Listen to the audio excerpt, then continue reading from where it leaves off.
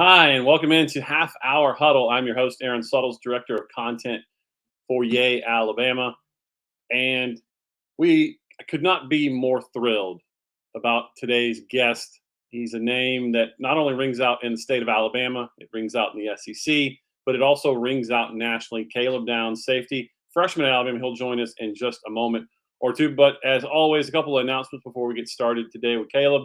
Yay Alabama merch, like the polo that I am wearing right here, is available on Yay Alabama at the merch shop. We also got our fall wear with fall weather already in full bloom.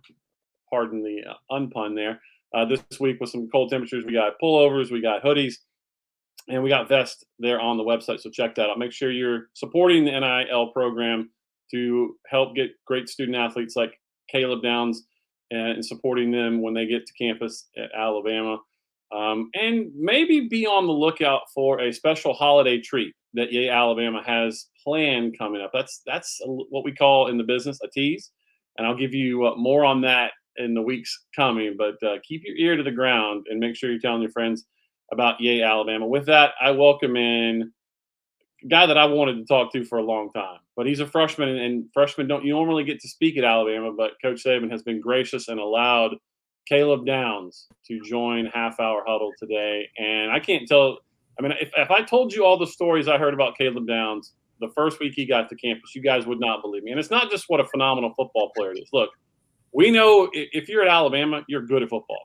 Not only good at football, you're great at football. But the stories I heard about what kind of young man he is, what kind of student he was, how serious he took everything, how mature he is for his age. And I'm sure he's sitting there like, all right, guy, wrap it up. You're making me blush a little bit. But he is Caleb Downs. Caleb, thanks for joining us today. Thank you. I'm glad to be here. Be fun. So let me first off ask you about your mindset because, you won some I think a national award, a state award coming out of the state of Georgia. And I was told that you're appreciative of things like that, but you're very humble, that you sort of take it in stride, and that you're very focused on the here and now. Where does that mindset sort of come from for you? I would say it definitely comes from my father. He raised my family and me, my brother, and my sister to be very humble. He used the word Kaizen when we were kids, which means like constant daily improvement, or I guess 1% improve every day. So every day is just try to get better and be the best that we can. And if you think of it that way, it makes your gifts and the presence that you get in life, it makes you be more humble with them. So every award that I got, it was like, thank you, but there's more to do. So you listen. I heard stories when Alabama secured your commitment just verbally. They were over the moon excited because you were their number one player from what I heard by far. But you could have gone anywhere in the country.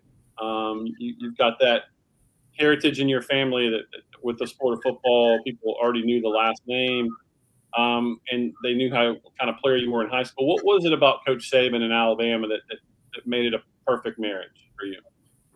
It was really just how disciplined he is as a coach, how he interacts with his players, how everybody told me he took care of his players. That was a big thing for me. And then definitely the historic winning of Alabama was a big thing. I wanted to be a part of a winning program and a program that had the same mindset as me. And this was it. So any good stories from Coach Saban on the recruiting trail? Um, the one that reminds me the most is when he came to my school. It was like my school let out at 2:10. So right when everybody's walking out of school, I just see people stop walking to the buses. Everybody stops walking to their cars, and I'm like, so I knew he was coming, but like they didn't know. Nobody else knew. So everybody's like he's literally walking between buses, and people are just stopping and staring. I'm like, this could be bad. This could be bad. But it turned out okay. He got safely into the school. Everybody was just like, is Nick Saban at our high school? But it was a good experience. So I got to ask you a story I heard about you that from basically since you got on campus that you lived in T. Rob's office, that you just were a sponge and that you couldn't soak it up fast enough. True or false? Very true. When I got there for the bowl game, it was it was something that I learned very quickly when I got there. And I don't know when the bowl game, it was like game 13 for them. So it was like very far down the season. A lot of the installs and stuff, I had no clue of what they are. So I was like, yeah, no, I'm going to have to be in your office learning everything that I can if I want to be able to play like I wanted to. So it was just what I had to do. And clearly, that means a lot to you. And not that you put pressure on yourself, but did you have expectations of yourself to come in and start right away? There was definitely expectation for myself. I wouldn't say it was pressure just because I have held myself to a standard like that since I was a kid. So it's not like it wasn't anything different for me. I always felt that I should be the best or good at what I do. Yeah, and you certainly have been that. Let's go ahead and get to our subscribers' questions. We got one here from Blake. Is Alabama football everything you thought it would be? It's that and probably a lot more. The atmosphere is crazy at the games. Coach Saban is a crazy individual at practice. Practices are very competitive. Everybody's striving to be the best that they can be. Everything goes into that, and then also the school aspect of it, the social life, everything goes into that. So yeah, it's that and more. Yeah. Obviously, clearly, to have your disposition, to have your maturity, everything that you've accomplished, you've sort of detailed it with your dad's sort of mantra for your family, but it just screams discipline, right? So I wonder when you get to a place like Alabama and you have a hard coach like Saban, who sometimes can coach you very hard. Terry Arnold earlier this year sort of went viral, saying you have to listen to the message and not how it's said. Is that something that took an adjustment for you, or that's just something just based on your childhood and growing up with discipline that you sort of already knew? Definitely growing up, there was times where my dad would be like, "Okay, I can't just be crying or be mad about what he said because basically he's trying to like I know he's trying to help me in the end. He's not just being corrective in me just to yell at me. But it was an adjustment because Coach Saban and T Rob are so critical of everything, and you have to be very locked in on what you're supposed to do. So that was a little bit of adjustment for spring ball for sure. Yeah, and Coach Saban, when he talks about you, always says that you take coaching well, and he always says that of the elite sort of players that they hear the message. I mean, but I would imagine sometimes you're like, "Dang, man, I did 9 things right, but you're focusing on the one thing I." He's not going to tell you if you do it right. I've accepted that since I got here. Even when I made plays, it was just like, okay.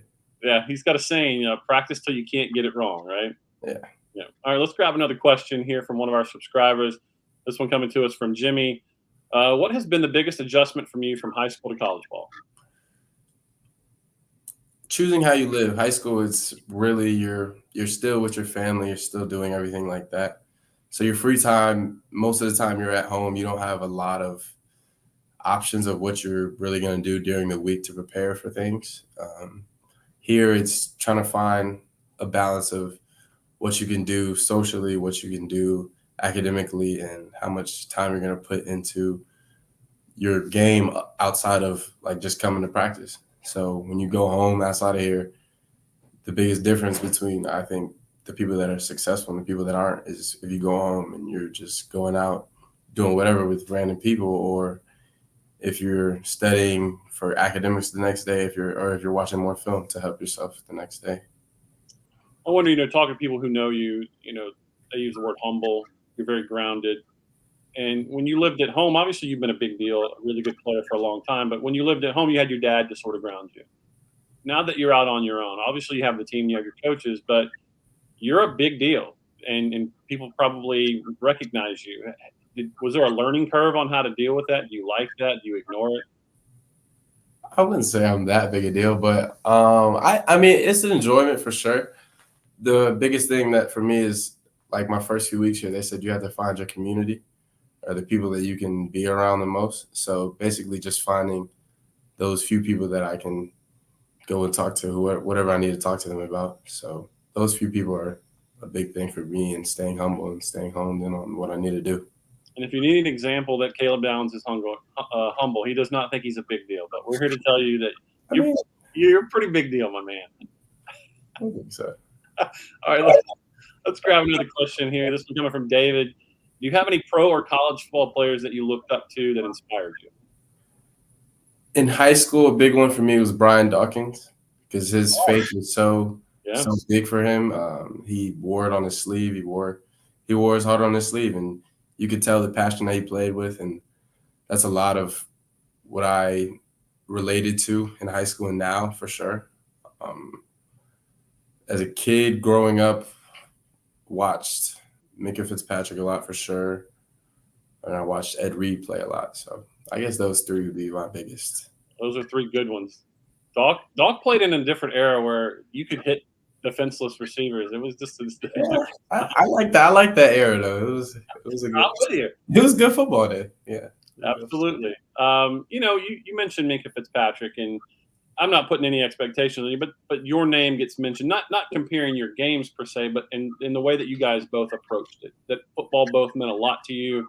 I don't know if you know the story, but Minka, his senior year of high school, for spring break, came and watched Alabama practice. That's how he spent his spring break senior year. And just the way, knowing stories about Minka, having heard stories about you, football obviously means a lot to both of you. Is when you mentioned you sort of studied him, have you had a chance to meet Minka, and how would you sort of say your mindset sort of compares to his? I've only met him once, and that was, I think, my sophomore year, my first visit here. One of my people in my community, San Petito, he let me have breakfast with him. So that was a big thing. I can't say I met him enough to learn exactly what his mindset is and how he approaches everything. I think there definitely is some similarities, but I can't say I model myself after him or anything like that. So, all right, let's grab another question here. This one coming to us from Austin. When did things click for you to make you so comfortable so soon early in your career? That's a tough one because comfortability comes from preparation, I think, for myself. So, it comes in confidence.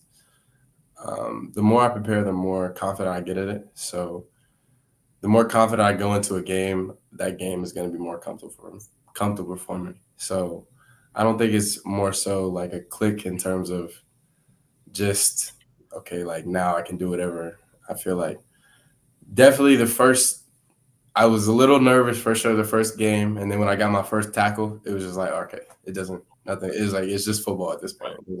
There's nothing to be scared of at all.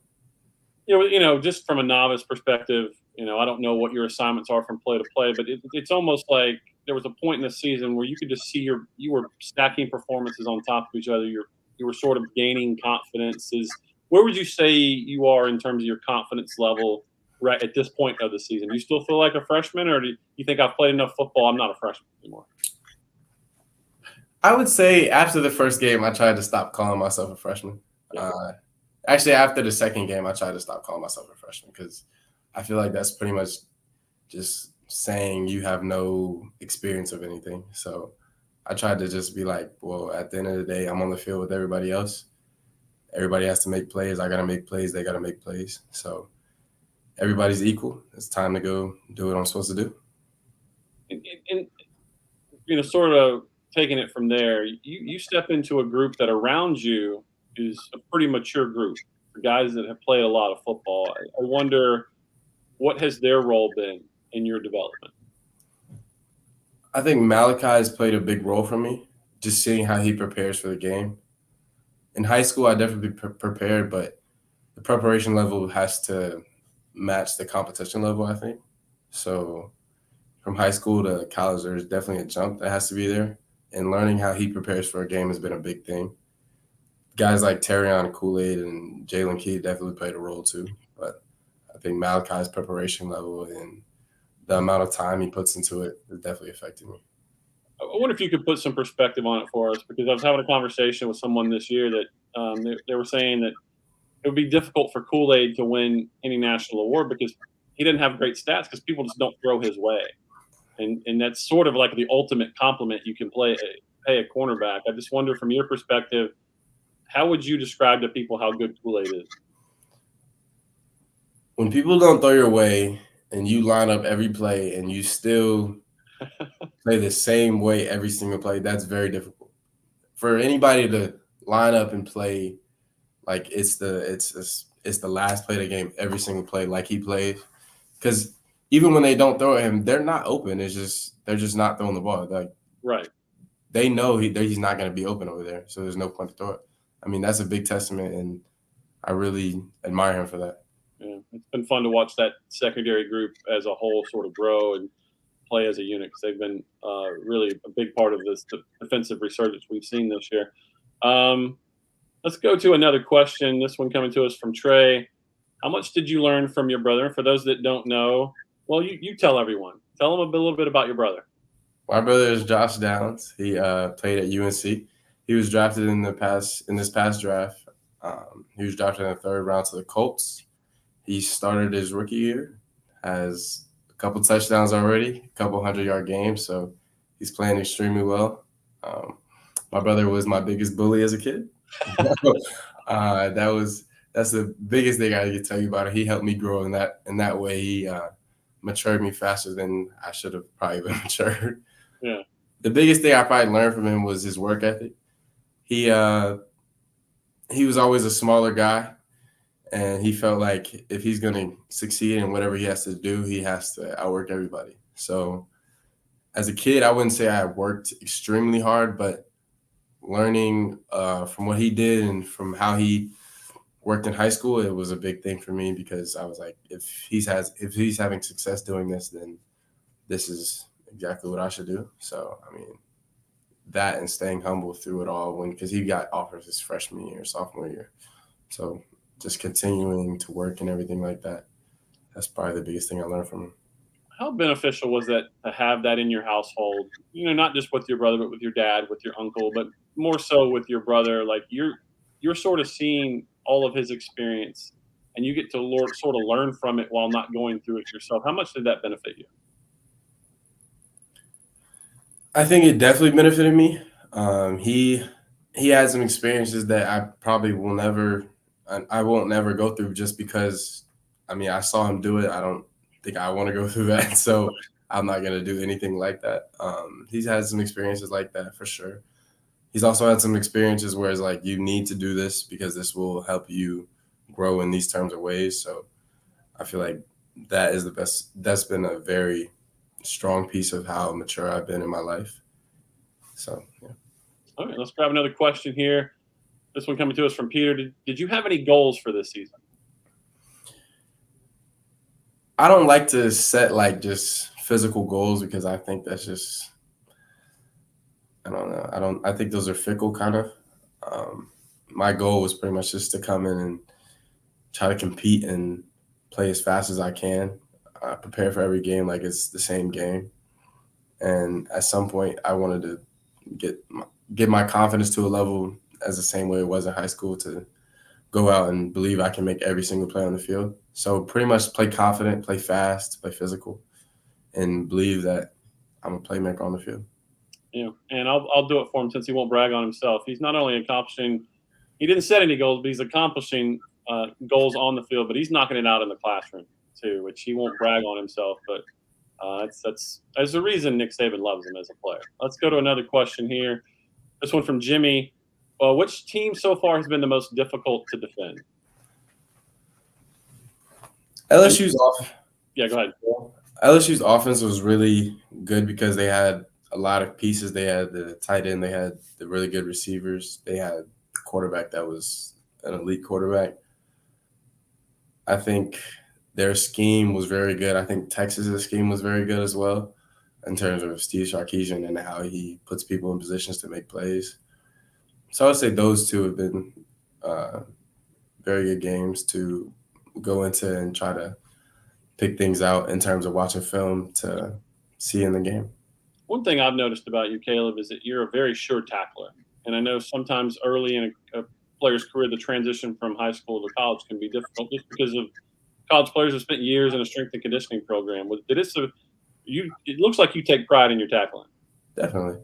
There's only that many ways that you can affect the game as a defender. So in terms of tackling, it's either getting picked, tackling, or there's not much else a DB can do unless you're stripping the ball, which I'm working on doing more. But tackling is one of my strengths right now, so I need to continue on that.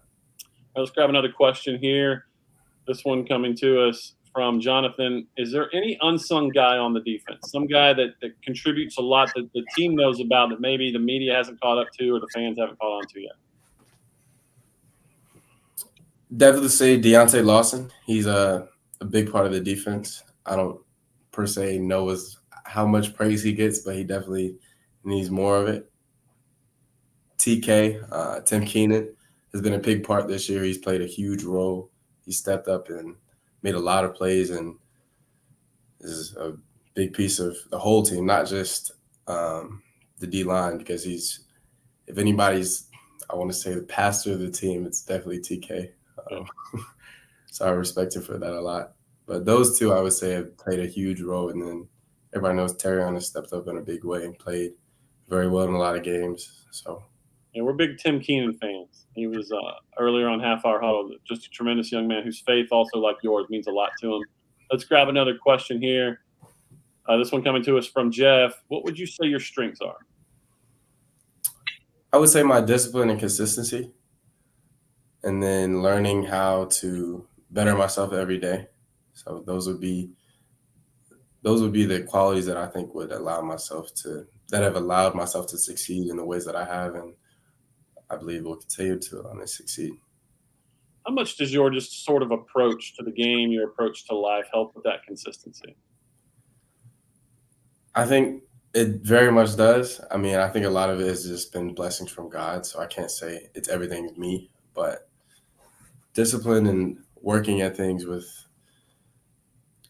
persistency is definitely a big help when you're trying to achieve a goal. All right. Another question here, this one from Chris.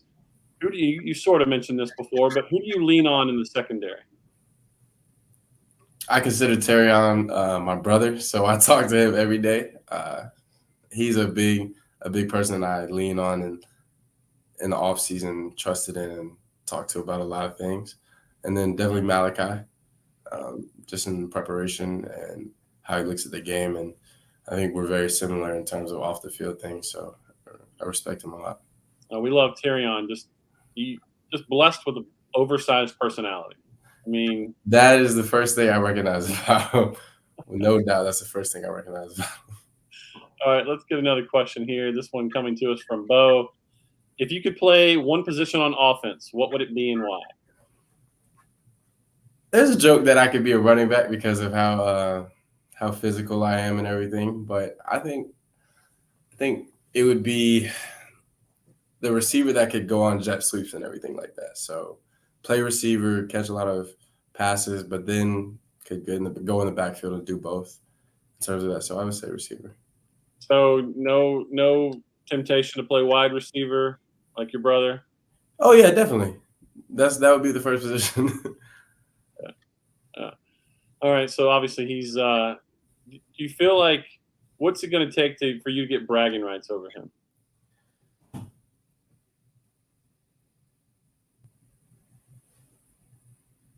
You still there?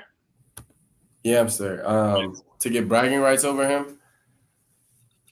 Well, I don't want to say get bragging rights over him. Right now, it would just be the day he got drafted at his draft party. I was like, okay,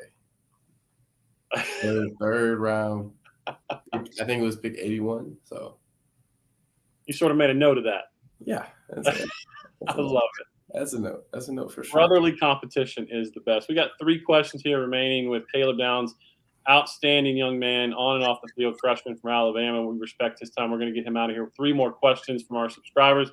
Next one up is from Bo, who also wants to know, would you rather be consistently sticky or constantly itchy? I've butchered that question. This is a personality question. Basically saying, would you rather be sticky all the time or would you rather be itchy all the time? I think I would rather be sticky. Yes. I don't feel like scratching all the time. I don't think I would like that. That would be very uncomfortable. I think that's the right answer. Yeah. I don't think there is another right answer. So I don't think either of them are right answers. So. Either of them sound very uncomfortable. All right, Jimmy wants to know, if you had to pick a last meal, what would you order?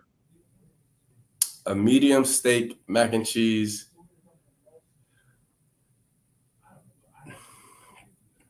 I don't want to be weird, but like broccoli probably, or like asparagus. Oh, there's nothing wrong with broccoli. So It's definitely good. a very good steak, Yeah. good mac and cheese with a vegetable. So probably broccoli or asparagus. All right. And final one here for Caleb Downs. Eric wants to know, when you hear Nick Saban talking about you like he does, how does that make you feel?